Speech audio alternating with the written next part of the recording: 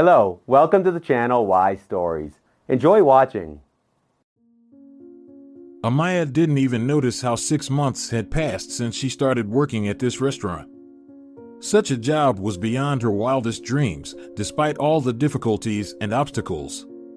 Sometimes she had to stay late and even do other people's tasks, although she was just a waitress. But Amaia didn't refuse because she was paid extra for it. For a girl from a poor family, such money was a blessing. She was respected by her colleagues for her honesty and fairness. Amaia didn't have the habit of gossiping about others or saying bad things. If she didn't like something, she said it straight to the person's face. A couple of times she even dared to express her opinion to the director of her boss, Felicia, who patiently responded, "I understand why you complain, Amaia, and I will definitely take it into account." Of course, her colleagues were surprised at how she managed to do it, but they didn't dare to do the same. They were afraid of Felicia, considering him almost a god. Amaia, on the other hand, was goal-oriented by nature, and if she had something in mind, she would definitely do it. At least she didn't take the easy way out. Her whole life was associated with obstacles, and Amaia got used to them. It was her honesty and selflessness that made her even stronger. Amaia generally assessed life soberly and realized that it would not be easy for her. And if she was lucky somewhere, she would have to fight next time. The instinct of self-preservation also prompted her where to put on the brakes and not to fall into specially laid traps. On this day, she was decorating the hall with her colleagues. It had to look grand and bright, at least that's what the restaurant owner ordered before leaving for important matters. Felicia trusted his staff and had no doubt that they would cope with everything. He especially relied on Amaia as the most responsible employee and sometimes even set her as a model to follow to other staff members. And no one envied her, on the contrary, they tried to live up to her. Amaia knew how to maintain friendship, even if she had to make someone a remark. Despite being just a waitress, people listened to her. The girl had a unique ability to attract people, so the owner favored her, noting her merits. It can be said that Amaia got this job at the right time and grabbed onto the lifeline. Her colleagues began to discuss that the hall was being decorated for a wedding, and Amaia overheard that a well-known surgeon in their city, Antonio Esteban, had decided to get married. The girl was eager to know the details and talked to one of the waitresses. "Hey, Ines, who's his bride?" "You wouldn't believe it, but I don't really know anything myself," she replied. The restaurant manager said that besides the surgeon and his acquaintances, the mayor himself and his entourage will be there. He's a close friend of Antonio Esteban. "Really? Is that true?" Amaia asked, surprised. "Well, I'm just repeating what I've heard," Ines crossed herself. "But I'll be honest, the mayor is quite a difficult person, this Alvaro Carrera," she said, scrunching up her face. "I see," said Amaia, "but I don't think he'll be a problem for us, at least not on this day for sure." She didn't ask anything more. It was already clear that they needed to prepare for a serious event, and if the mayor was going to be there, it was a double responsibility. As far as Amaia knew, there were several structures in the city that controlled all the business. It seemed that the surgeon was also among them, as he had some connections with the mayor. In general, it was nervous in the air. Everyone understood that there could be no mistakes, otherwise the restaurant owner would have to make excuses, and he didn't like to be blamed. Therefore, the restaurant staff bustled about, noticing every detail so as not to miss anything. Amaia was responsible for her area, and everything was in order for her. As she prepared the hall, Amaia involuntarily thought about the past. Their family was incomplete. Although Amaia was an only child, no one else besides her mother was involved in her upbringing. She never saw her father. Of course, she tried to ask her mother questions about him, but she constantly avoided the topic. Belen worked as a maid in a roadside hotel. Her schedule was so busy that she had no time to rest, and she didn't always have the opportunity to have heart-to-heart talks with her daughter. So Amaia grew up in a complete information vacuum, or rather, her mother didn't share any secrets with her. hence her ignorance about her father, whom she really wanted to see. Amaia even thought that her mother was obliged to tell her where he had gone, but Belen always found reasons to avoid answering. Amaia also knew that her mother used to work as a midwife, but left that job after she was born. It was unclear what prompted Belen to give up that job. But she didn't want to talk about it, and if her daughter tried to find out something, she changed the subject again. It seemed like there was some secret in that too, but Amaia didn't understand what it was and why it weighed so heavily on her mother. Time didn't pass unnoticed for her when she was in school. Every day she had to endure emotional stress because her peers treated her with contempt. Amaia couldn't boast of having beautiful, fashionable clothes. Although it wasn't necessarily prestigious, everyone paid the most attention to new clothes. And if a student constantly wore the same clothes, they would be considered poor. This also happened to Amaia. But she found the courage not to react to their teasing. Yes, they were sometimes hurtful, but her patience and determination didn't allow her to feel down and give up. Of course, her mother tried to provide her daughter with all the necessary things, but she primarily looked for practical, quality, and affordable items. Most importantly, they had to be comfortable and last as long as possible. On the other hand, the family was desperately short of money. Her mother carefully disguised it by often borrowing money. Then she would pay it back, but soon borrow again. It was a vicious cycle with no hope for a bright future. Amaia understood all of this and didn't blame her mother for not having everything her peers had. To help in any way she could, she occasionally ran away from school and went to a motel. Here, Amaia helped her mother, hoping that they would earn more, but it was a misconception because Belen's monthly salary remained the same. She received just as much. The motel owner wasn't going to spend more money on staff. He didn't care who was of hand there. Just business, nothing personal. Meanwhile, at school, Amaia tried not to get involved in any conflicts, even if the pressure was too much. But one day she had to stand up for herself. It happened in the 7th grade, just before New Year's Eve. She was rehearsing the role of a fairy tale fairy with the head of the creative circle. By that time, almost everything was ready, but the school principal intervened and asked for another girl to be approved for the role instead of Amaia.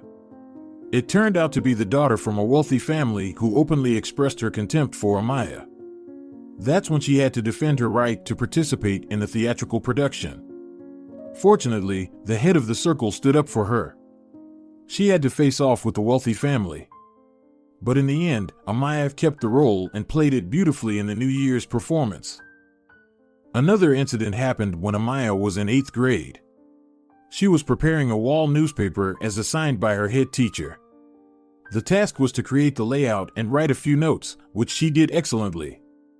However, the rich girl once again interfered. She wanted to be a writer too, despite constantly getting poor grades and being unable to express her thoughts eloquently. Amaia had to fight for her rights again. It was difficult, but she managed to get the girl to stop bothering her. After everything was done, the wall newspaper was displayed in the most visible place. Amaia included notes about school life, sports events, and various achievements. In response, she received praise and respect from all the teaching staff. However, she still maintained her status as a poor girl. It seemed like it was deliberately stuck on her.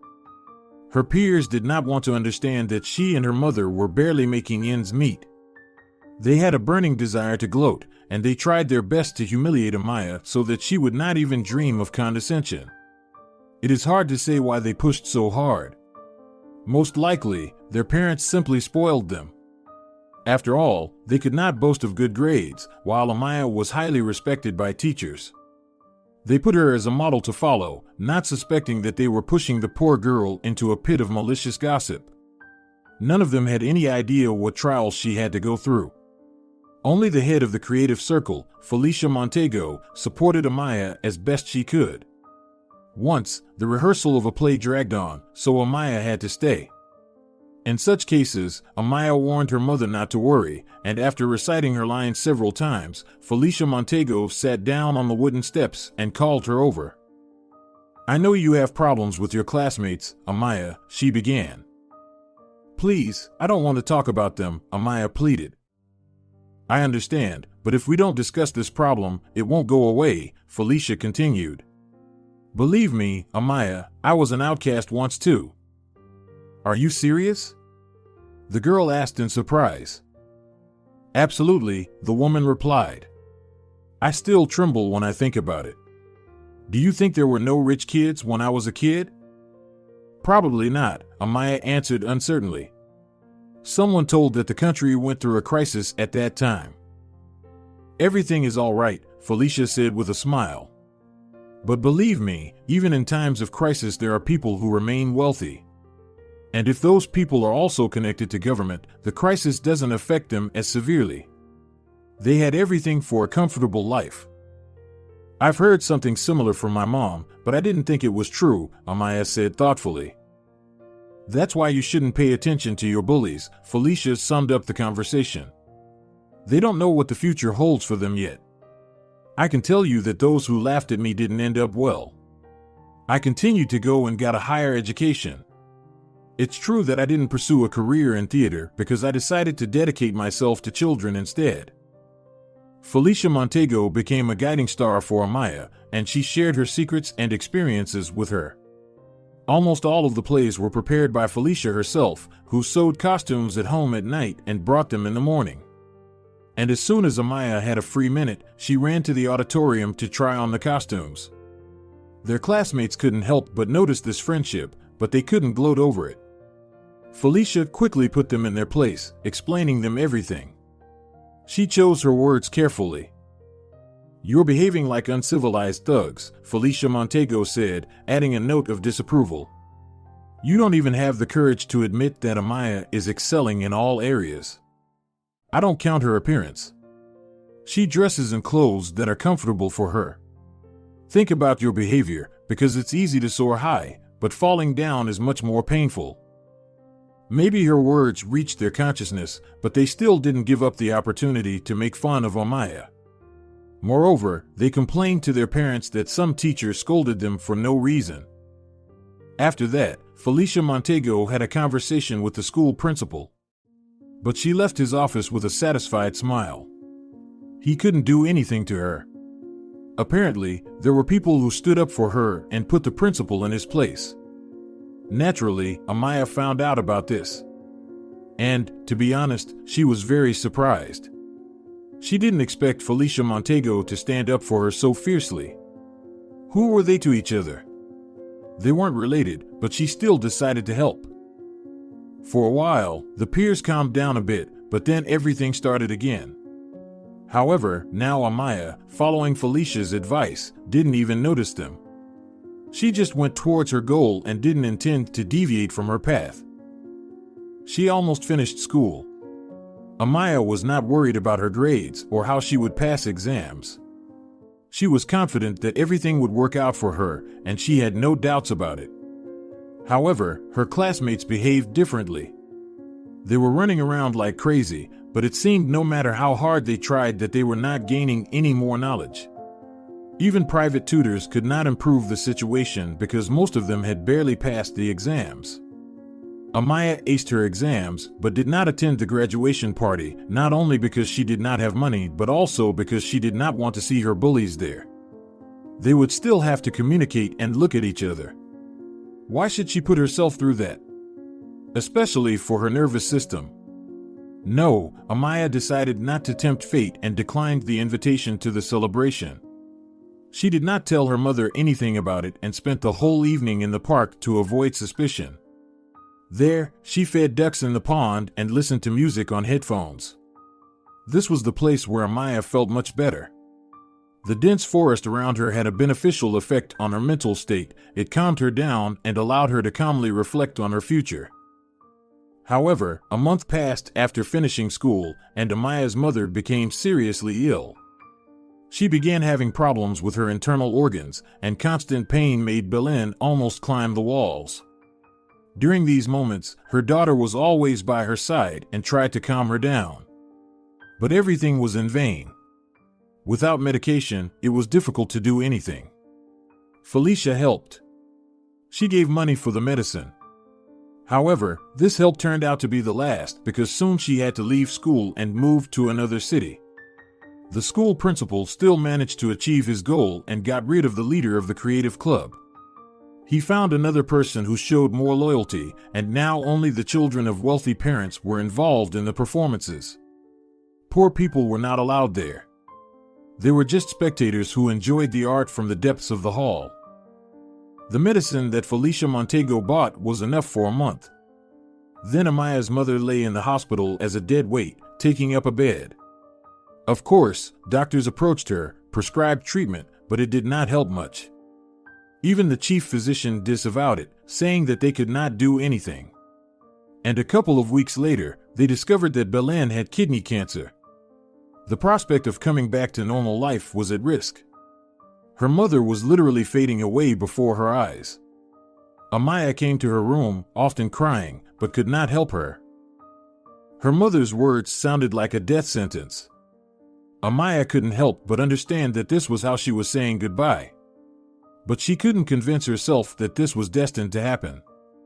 The girl tried to keep it together, but sometimes her nerves gained the upper hand of her.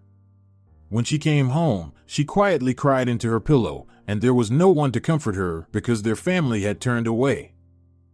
Months passed, and Belen turned into a walking ghost. She could barely move on her own. Amaia worked as a cleaner at a store near their house. The pay was small, but it was enough for food. However, there was no question of helping her mother with medicine. They were too expensive, and Amaia was afraid to even say the prices out loud. Slowly fading away, Belen had stopped noticing her own daughter. Amaia would go to her room, but her mother would just sit on the bed and stare at one point. All attempts to talk to her led to nothing. Having accepted that the disease would soon win, Amaia began preparing for independent life. And first of all, she needed to keep her housing. 6 months later, her mother passed away. Belen was buried in the city cemetery. The municipality and social services helped with the funeral costs, but their promises of support turned out to be empty words. After a month had passed since the funeral, they had completely forgotten about her. Nobody even thought to check how she was living. Amaia became an orphan, but no one rushed to help her. Going to a university made no sense, or rather, Amaia couldn't afford it. At that time, the question of where to work was crucial. Working as a cleaner at the store, she earned enough for food, but she also needed to pay for her apartment. Amaia went to job interviews, even though the offices were too far from home, and she had to walk. She just didn't have the money to pay for public transport every time. But it so happened that no one was in a hurry to hire her without experience and education. Employers wanted a ready-made specialist, and they had no desire to deal with someone who still needed to be taught. Amaia walked around different offices for a long time until she finally stumbled upon an elderly restaurant owner. Felicia was looking for another waitress. "You know, Amaia, I don't usually hire people without experience, but something tells me that you are exactly the kind of employee I need," the restaurant owner said thoughtfully. "If you hire me, you won't regret it," Amaia replied cheerfully. "I know how to keep things organized and help out in the kitchen. My mom used to work as a maid in a motel, and I would often run to her when I was in school to see how everything worked and even help out." "Well, I think that's a good recommendation," the restaurant owner said, rubbing his hands together happily, and invited Amaia to work. He wasn't really changing his principles, he just had a great instinct for people. Felicia was an expert at reading people, and when he talked to Amaia, he made certain conclusions. Firstly, she was honest with him, as if she was in confession. Secondly, she really needed the money, not just to earn it quickly and then go looking for adventures. And thirdly, she had an idea of how the service industry worked. Soon, the owner saw for himself that Amaia was indeed a responsible worker. She quickly adapted to her new job and also quickly made friends with her colleagues. All this indicated that the girl really wanted to earn money to live normally. Amaia told Phil about her current financial situation. But the restaurant owner was not the kind of person who could just give money away. He gave her the opportunity to get out of the pit instead. Over time, Amaia learned to feel the mood of the visitors. She easily managed to make them like her. As a result, they ordered much more food than they planned and, moreover, demanded her as their server when they visited again. She could make such an impression that the other waitresses secretly envied her. At the same time, they didn't even think about trying to interfere or seek revenge on Amaia. Some more time passed, and the girl started to have regular admirers. They would come to the restaurant just to see her. They could have just ordered coffee, but it had to be served by Amaia. Her politeness and quality of service left them in indescribable delight. The restaurant owner saw all this and would occasionally give Amaia a little bonus. It wasn't a lot of money, but it warmed her heart. She could afford to buy more groceries and no longer had to save on. Even meat started appearing more frequently in her dishes. At the same time, Amaia would sometimes mentally go back to the time when her mother was sick and needed help. If only she found this job earlier, maybe everything would have been different. Continuing to work, Amaia gained more experience. She became wiser and more insightful. Sometimes she helped management with reports. Amaia learned that too. Having delved into the specifics of the restaurant business, she enjoyed serving people and feeding them the most delicious dishes. One day, as Amaia was returning from work, she heard a squeak. She was walking through the park, which was the closest way to her home. There were many visitors that day, but they all left satisfied. Amaia had also received good tips, and she was going to buy herself a cake to sweeten her mood. Stopping, she listened and heard the squeak again. It sounded like a mouse or something similar. Burning with curiosity, the girl decided to look into the bushes and almost stumbled. A little puppy was sitting on the grass. He was so weak that he couldn't bark or growl properly. He looked like a pooch, but that didn't bother Amaia. She didn't categorize animals into those that deserved attention and those that could be ignored. No, everyone was equal to her. "Oh my God, you're hungry. And so dirty," Amaia said, almost crying. She picked up the puppy and emerged from the bushes. A woman happened to be passing by, and she frowned at the sight of the dirty puppy. Apparently, it was unpleasant for her to see an animal in such a state. It followed that if she had come across him, she probably wouldn't have felt sorry for him. Amaia also looked at her. So much so that the woman's legs trembled, and she almost ran out of the park. Examining the puppy, Amaia happily added, "Well, let's save you." 20 minutes later, she and her find were already at home. Amaia carefully washed the puppy. She wasn't hungry because she had satisfied her hunger at the restaurant, but she needed to feed the puppy, especially since he was looking at her with hungry and pleading eyes after she washed him. Amaia took some milk from the fridge, warmed it up a bit, and poured it into a deep bowl only after that. The puppy drank the milk in 1 minute and looked at Amaia again. There was still sausage and bread in the fridge. Amaia decided to share and made a sandwich, which she served to her puppy. After filling his belly, the puppy yawned contentedly and lay down by his new owner's feet. She was wearing her house slippers. It seemed that the dog liked the smooth artificial fur. He laid his head on one slipper and his body and tail on the other. Amaia waited for him to fall asleep and only then moved the puppy to the armchair. That's how he settled in with her, becoming her beloved pet. She walked with him in the park and around the city. Unable to come up with anything special, she named him Urbis. His fur was white and really resembled a snow leopard. The pet didn't respond to his name at first, but eventually grew to like it.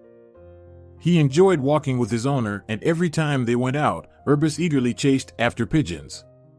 No, he didn't harm them, he just played and watched them fly away in different directions. In such moments, Amaia felt truly happy. Urbis pleased his owner with just his presence. He responded to all of Amaia's affection. She loved stroking him on the head and his belly. The pet responded in kind and immediately began licking her face. After improving her relationship not only with her colleagues but also with the owner of the restaurant, Amaia received permission to take home some of the leftovers. She honestly explained to Phil Mossip why she needed them, and when he learned about the dog she found, he joyfully exclaimed, "You did the right thing not passing him by." "I almost cried when I found him in the bushes," Amaia replied with a sad voice. "Honestly, I also have a dog at home. His name is Tim," Phil Mossip said, slapping himself on the knee. "I rescued him from under a car 3 years ago when he was crossing the road. So, I understand. You can take the kitchen leftovers. I can relate to your situation." Amaia noticed confusion on his face, as if he was upset. One could assume that Phil Mossip really wanted to talk about his wife's infertility. The subject was so relevant that he constantly thought about it. The restaurant owner, seeing a kind and sincere person in the girl, apparently wanted to share his pain with her, but Amaia interrupted him mid-sentence and changed the subject. He was not offended, but clearly flustered. Therefore, he answered the question about the change in the interior incoherently and uncertainly. Amaia understood this, but she didn't dare to back down. She wouldn't bring him back to the old topic and ask, "What about the children? Why do you only have a dog?" No, that couldn't be done. As they say, the opportunity has gone. She went over all this in her head as she left the restaurant. She hurried home to treat her pet to delicious delicacies. And even though they were just leftovers, sometimes guests left whole, almost untouched portions. Urbis was waiting for Amaia right at the door. He happily barked when she started to open the door. Wagging his tail, the puppy followed the hostess into the kitchen. There, Amaia served him a sizable portion of mashed potatoes with goulash. Such dishes were on the menu at the restaurant where the girl worked. Phil Mossip respected healthy food in general, and he practically approved all the dishes himself. Moreover, he even suggested to the chef what to add or leave out. No one argued with him because visitors to the restaurant were simply delighted with the menu dishes, and many of them specifically came to order home-cooked food. Meanwhile, Amaia didn't rush into having relationships with men. Her mother was still in her mind. Belen raised her daughter alone all her life. Perhaps that circumstance was the reason why Amaia didn't think about marriage yet. The fate of the restaurant owner was another factor that influenced her attitude toward life. Sometimes he was gloomy, and then they tried not to bother him, understanding that perhaps he had problems at home. Amaia was afraid that she might not be able to have a child someday. How would her husband react then? She just couldn't imagine it and constantly postponed the moment when she could decide to get to know someone and start a relationship. For now, everything suited her, especially being near her pet. Urbis didn't let her feel like a lonely person. On the contrary, it seemed to her that fate had already rewarded her enough. And what else could she have wished for? Amaia hadn't thought about that yet. She didn't have grand plans for her life. The main thing now was to return to a normal life after her mother's death, settle down, and then think about starting a family. All these thoughts and memories rushed by like an endless train of thoughts in her mind. Shaking her head, Amaia returned to reality and looked at the wedding-decorated hall. It seemed like she hadn't forgotten anything. She added fresh flowers, beautiful helium balloons, and even a poster with messages for the newlyweds. It seemed like she had taken care of everything. She could confidently welcome guests, especially the surgeon who was said to be Apollo in the flesh. Finally, the first guests began to arrive. Among them was the mayor of the city. However, he was not alone. He was surrounded by a retinue of subjects and an impressive security detail. He was clearly afraid of something. Even during the day, he never went out without security. He was definitely involved in some criminal activities, but it didn't concern Amaia. Therefore, as was appropriate, she glanced at the tables once again and greeted guests at the entrance with a bright, snow-white smile. Some walked past without reacting to the beautiful waitress, while others smiled back. Only the mayor walked in with a dissatisfied expression. It seemed like he had been forced to come here. On the other hand, Alvaro Carrera had never been to this restaurant, at least not when Amaia was working. Otherwise, she would have remembered it. Sitting down at the entrance table, the mayor placed a microphone in front of him and looked at the empty stage. The security detail positioned themselves at the back of the restaurant, keeping a circular view for themselves. They didn't claim to be important guests, but they still had to bring dishes from the menu. Amaia took note of this, but the mayor needed to be served first. At that moment, Ines approached her again. "Be careful when you bring his dishes," she nodded towards the mayor. "Yes, I know, you've already warned me," said Amaia. "Don't worry, he doesn't seem to be a real monster." "See for yourself, but I wouldn't risk even approaching him," Ines continued to whisper fearfully. "It's just scary to serve someone who can throw a plate at you." "Oh, come on, Ines," Amaia almost laughed. "It's just a bitter resentment of those waitresses who can't serve guests properly." The conversation was about the case when the mayor threw a plate at the waitress. It happened at the Mirage restaurant. Alvaro Carrera was considered a regular visitor there. However, on that day, he was served by a new girl who didn't know that a large napkin was always brought to the mayor with his prepared dish. He used it to wipe his 3-story chin because the sauce was dripping down. But none of the restaurant guests paid attention to it. The security guards were sitting nearby, and if anyone dared to laugh, they would have a private conversation with them right away. No, jokes with the mayor didn't work, he just didn't understand them. He liked to show off himself as if only he should be listened to in the city. Alvaro Carrera couldn't stand someone else's opinion and immediately got angry. And he also liked to drink a lot, pluck up the courage, and even allowed himself to harass women, all of which happened with the approval of the restaurant owners where he visited. The mayor didn't refuse anything, considering his personality exceptional, and that's why everything went smoothly for him, including blatant attacks on businessmen. They paid him tribute because they were afraid of retribution. Feeling brave, Amaia approached him and offered the menu. And then it turned out that the mayor had already thoroughly drunk somewhere, and he smelled of alcohol. That's why he quickly passed by her without even saying hello. Seeing a young girl in front of him, the mayor, without looking at the menu, said, "Bring me something meaty, so I can become a little bit fat." Amaia wanted to ask him what exactly he wanted from the meat, but she didn't. She went to the kitchen and asked the chef to prepare a meat delicacy. Hearing about the appearance of fat, he laughed. "What a nightmare, his stomach will soon fall out of his pants. What is he talking about?" "I understand your concern for his health, but the order must be done," Amaia answered with humor. "Oh, what kind of care are we talking about? I just can't believe that people can let their bodies go like this." The chef waved his hand and went to the stove to prepare the meat dish. Amaia went back to the main room and stood by the bartender's counter. Looking at the mayor, she almost choked. He was sitting on a chair, his belly hanging almost to the floor. How could women love such a man? Especially his legitimate wife? It was rumored that he didn't hesitate to tell her about his affairs, but she tolerated it because without him, she was nothing. That's what happens to those who find themselves in a dependent position.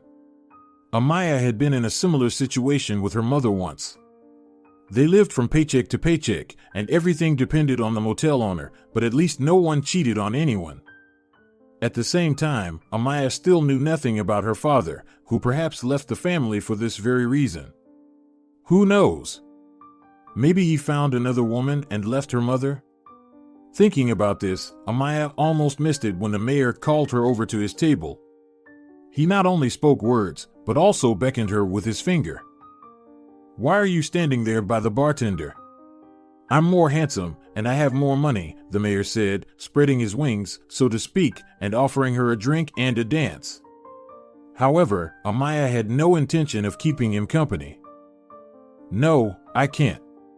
I'm at work, and the manager forbids liberties with customers," Amaia replied, trying to defuse the situation.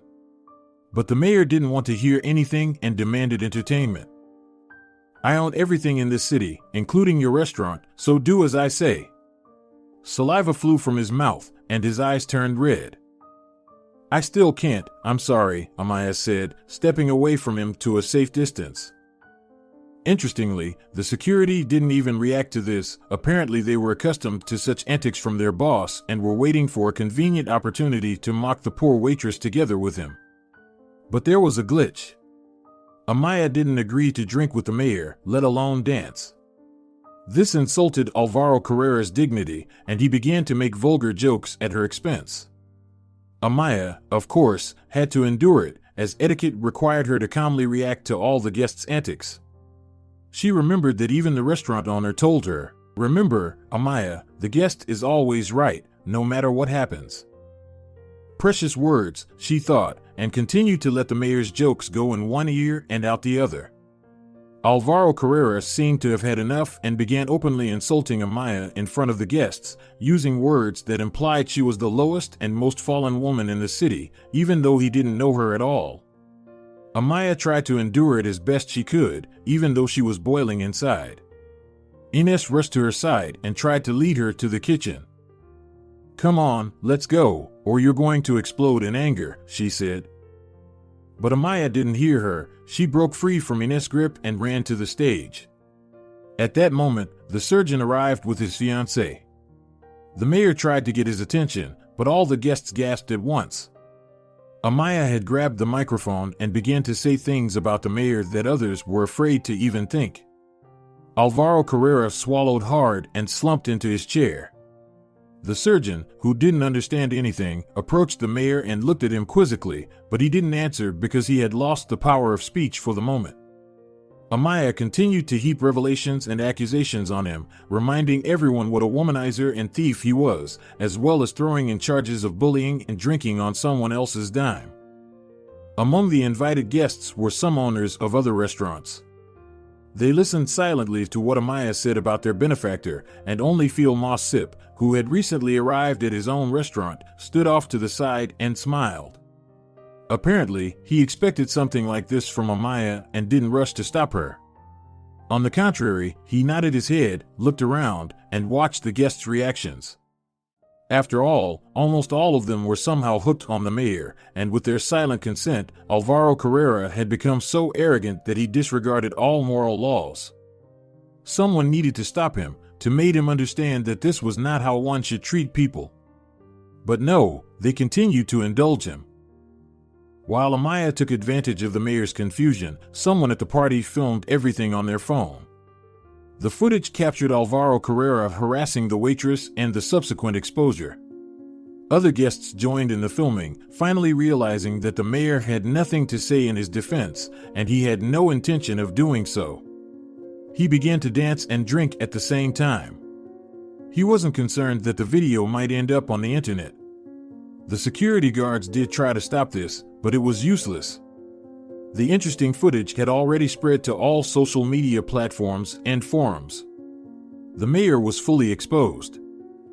Meanwhile, Amaia finished her speech. Phil Mossip helped her off stage. "Go home, you need to rest," he said. "But what about the job?" protested Amaia. "They can manage without you," smiled the restaurant owner. "There will be such a mess now, it's better to stay away from trouble." Amaia listened and went home to avoid any more trouble. Phil Mossip called her a taxi and paid for it himself. She didn't know what happened at the restaurant after that. Meanwhile, the mayor felt so emboldened that he even ignored the security guard's request to leave the hall. He wanted more fun and demanded first-class service. Reality hit him when videos of his behavior went viral among his supporters and constituents. The internet was in an uproar, and the regional authorities had to intervene directly. They called the mayor themselves and forced him to stop the whole debacle. The wedding of a famous surgeon in the city was ruined, and he was livid with anger. He celebrated his own happiness, he cursed, but his words were immediately drowned out by the guests' cheers. "Thank you, Phil Mossip, for your hospitality. Always happy to have you here. Come back anytime," the restaurant owner replied with a smile. The guests started to leave, and the mayor was almost carried out on their shoulders. The security guards barely managed to persuade him to stop. Alvaro Carrera no longer realized what he was doing. Apparently, alcohol and his belief in his impunity clouded his judgment, and he couldn't even imagine what awaited him in the morning. The authorities prepared a public statement to avoid further scandal and shame. Only in the car, when he regained his senses, did the mayor realize what he had done. He grabbed his head and started whining like a child, but no one tried to calm him down anymore. The security guards also realized they had to look for new jobs. They rode home in disappointment, occasionally glancing at the culprit. He looked around in hopes of finding sympathy. Finally, he felt guilty for what he had done. Meanwhile, another no less famous person in the city watched the video from the restaurant. It was millionaire Javier Jimenez, who owned 2 factories and a dozen stores. He could afford not to get involved in the mayor's affairs and not be afraid that he would do something to him. Senor Jimenez went through trials in his youth that the mayor couldn't even dream of. And he didn't have a shaky syndrome in front of the authorities. As for the situation in the restaurant, on the video frames, Javier noticed similar features in the waitress. She looked exactly like his late daughter Elizabeth, who died during a cesarean section while giving birth. 2 healthy boys were born, but their mother could not be saved. Javier grieved deeply as he lost his only child. Elizabeth's husband Carlos took care of raising the twins. For his part, the millionaire promised to do everything to ensure that his grandchildren lacked nothing. He fully took care of the family's financial security. Senor Jimenez had been helping before, but now the help became even greater. After watching the video several times, Javier realized that the similarity was simply identical. He made everyone actively find this waitress. A day later, the millionaire already knew the exact address. Frowning, he turned the piece of paper in his hands and quietly said, "Well, Amaia, what a beautiful name." A tear immediately rolled down his cheek. Gathering his thoughts and not saying anything to his wife, he went to the address. He still had to find out how it happened that there was another girl, a spitting image of his daughter. Strange, of course. And first of all, he needed to ask his wife about it. But he decided to act differently and came to visit Amaia without warning. The girl was surprised to see a gray-haired man on the doorstep. "Who are you?" Amaia asked, studying the uninvited guest. "I am the one who will become closer to you than anyone else," Javier replied. "I don't understand what that means." Amaia was surprised, but she didn't close the door to the apartment in front of him. "Here, I hope this picture will give you the right idea, and yes, my name is Javier Jimenez." Looking closely at the photo, Amaia raised her eyebrows and said, "So it's me, only 2 years younger. I don't remember anyone taking a picture of me then." "Not quite, Amaia," the millionaire replied. "Wow, you know my name," she exclaimed. "Well, yes, I had to prepare before coming to you," Javier continued. "I see. So, can you tell me where you got my picture from?" Amaia asked. "Yes, it's not actually you, it's my late daughter Elizabeth," the guest replied, feeling a dead weight in his heart. Amaia helped him to her apartment and sat him down on the couch. This was the first time she had to provide medical assistance, but thankfully Javier started to feel better after a minute. He took a deep breath and said, "I don't know how it happened, but you look very much like her." "Yes, I already figured that out." The time had come to find out where Elizabeth's doppelganger came from. However, Javier seemed to have no information on the matter. He thought Amaia would tell him everything, but she too remained silent, surprised by his reaction.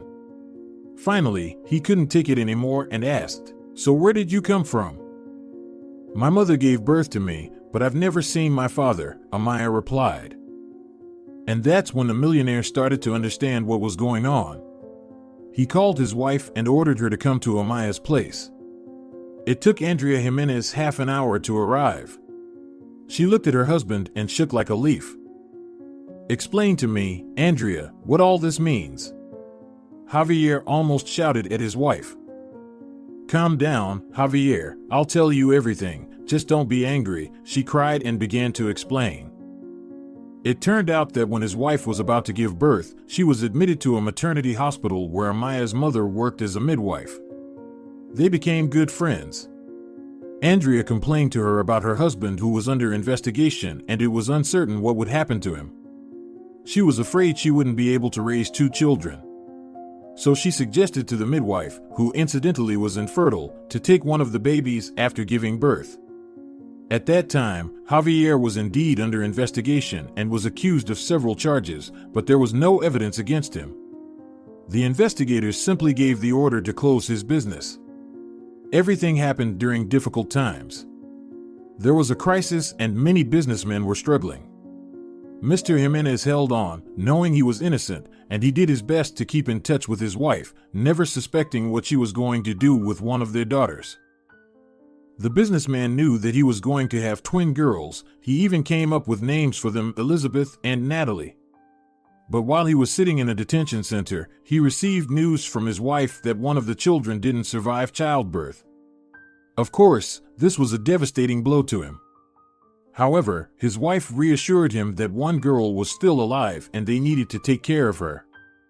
Javier was almost overwhelmed by this news, but he pulled himself together and promised himself that as soon as he got out, he would surround his wife and surviving daughter with all-encompassing love and care. And that's exactly what happened. For years later, he was released and returned home. Javier tried not to think about what had happened in the maternity ward. It never occurred to him to verify whether everything was as it seemed. As a result, his wife kept a terrible secret all that time. She offered Belen help in the form of money, but she refused. She was satisfied just being a mom.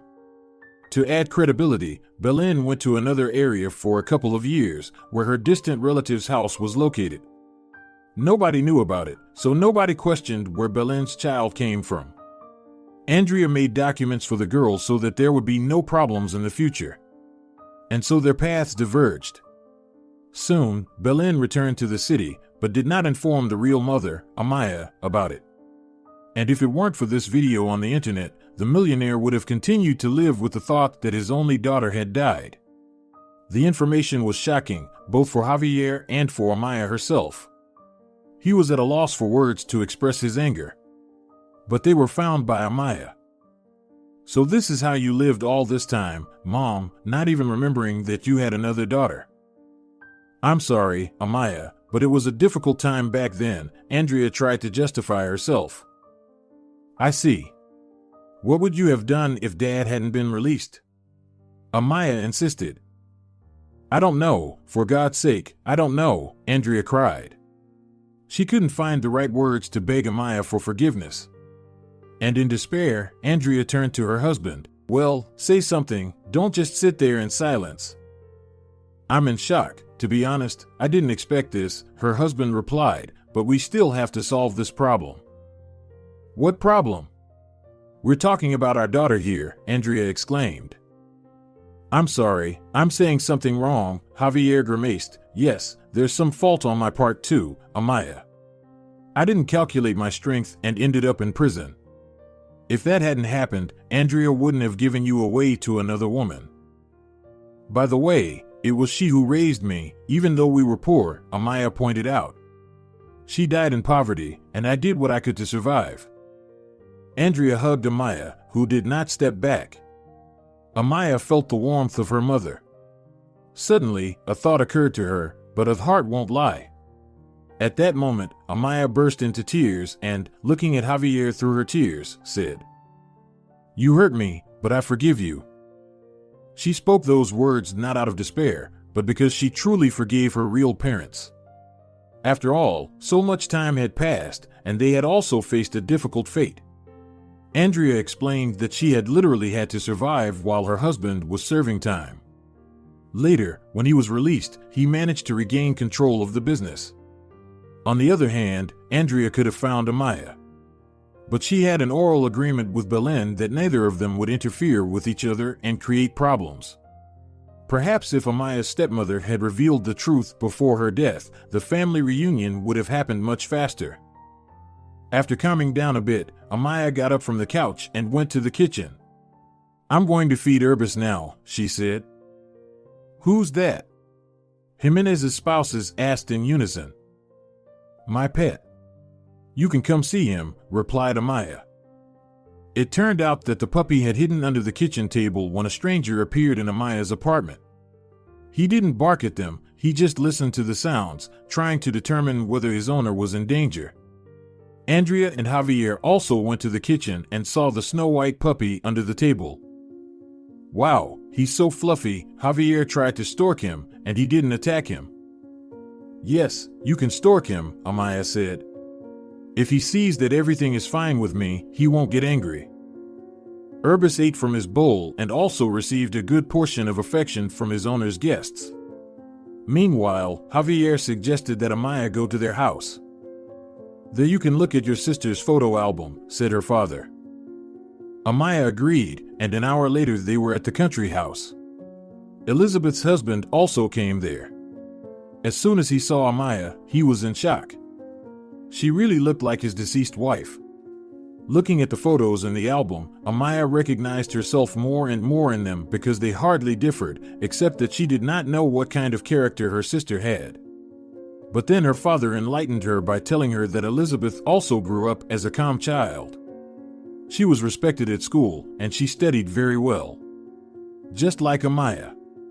Only her fate turned out to be much better and more prosperous, and that was the only black spot that gave off negativity. At the same time, Amaia no longer wanted to be angry with the Jimenez family. She drew the appropriate conclusions and decided that she needed to let go of the past, especially since there were nieces and nephews who needed care. Amaia offered Carlos help in raising them, and he gladly accepted. It seems that the husband of the deceased sister trusted her. Soon they all went to the cemetery to visit Belen's grave. Javier arranged everything with the necessary people and paid for all the expenses for the monument, as well as signed a contract for the care of the grave. Now special employees were supposed to look after it. Soon, Amaia finally moved into the Jimenez family's country house. She took Urbis from her apartment and decided to rent it out to students. That way, she became even closer to Carlos and his children. They gradually started to like each other. Amaia began to notice how he treated her and what he said. It became clear that Carlos needed support in the form of a loving person. Not right away, but they found common ground. At the same time, the Jimenez spouses were for Amaia and Carlos living together. After all, if you don't look for differences, it seemed from the outside that this was the most ordinary family. Amaia was really worried that Carlos would see his deceased wife in her, but no. He himself confessed to her that he had bitterness in his heart, but the heart needs a second chance. Carlos, in turn, tenderly took care of Amaia to show his true feelings. He didn't rush Amaia, but said she was his last love in this life. After such confessions, there could be no doubts. Amaia decided on a family with Carlos, and she also became attached to her nieces and nephews. As for the mayor, Alvaro Carrera got what he deserved. He was fired from his position and early elections were announced. Being left without a job, the former mayor started drinking. At first, it was just a glass or two a day to relieve tension and soothe his pain. But then everything went downhill and he couldn't see anything ahead of him. This pit was sucking him in with a deadly grip. His career went down the drain, as did his family relationships. His wife filed for divorce a month later and left him. Nothing united them anymore. Alvaro Carrera was left with nothing when everything he owned was confiscated. They didn't imprison him for corruption, but they banned him from working in government positions. Even ordinary janitorial jobs were not available to him, as many businessmen in the city turned against him. Meanwhile, preparations for the Jimenez family wedding were in full swing. If you're enjoying it as well, leave a like and subscribe.